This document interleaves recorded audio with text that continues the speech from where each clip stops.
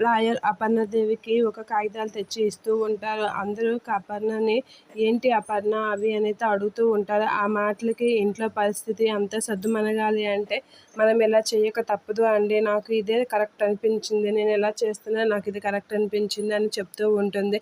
ఆ మాటలు వినగానే అందరూ ఒకసారిగా షాక్ అవుతూ ఉంటారు. రాజు వాళ్ళకైతే ఏం తెలియక అలా చూస్తూ ఉంటారు. అందరూ అపర్ణకి అసలు చూస్తే అదే టైంలో ప్రకాశము అవును వదిన అసలు ఆ కాగితాలు ఏంటి అనేది అంటూ ఉంటాడు. ఆ మాటలకి ఆ కాగితాలు ఇంకేమీ కాదు విడాకుల పత్రాలు అని చెప్పి అపర్ణ అనేసరికి అందరూ ఒకసారిగా షాక్ అవుతూ ఉంటారు.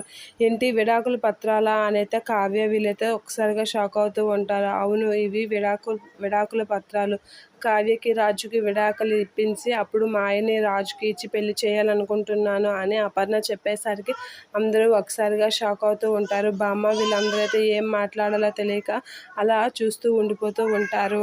అవును రాజు ఈరోజు నువ్వు కావ్యకి విడాకులు ఇవ్వాలి అని చెప్పి అపర్ణ రాజుతో అంటూ ఉంటుంది. ఆ మాటలు వినగానే రుద్రని కూడా చాలా హ్యాపీగా ఫీల్ అవుతూ ఉంటుంది. ఇక మాయ అయితే చాలా హ్యాపీగా అమ్మయ్య నా లైన్కి క్లియర్ అవుతుందని చెప్పి అయితే హ్యాపీగా ఫీల్ అవుతూ ఉంటుంది. ఇక అపర్ణ ఆడిన మాటలకి రాజు ఏం సమాధానం చెప్పలేక షాక్ అవుతూ ఉంటాడు. కావ్య కూడా షాక్ అవుతూ ఉంటుంది.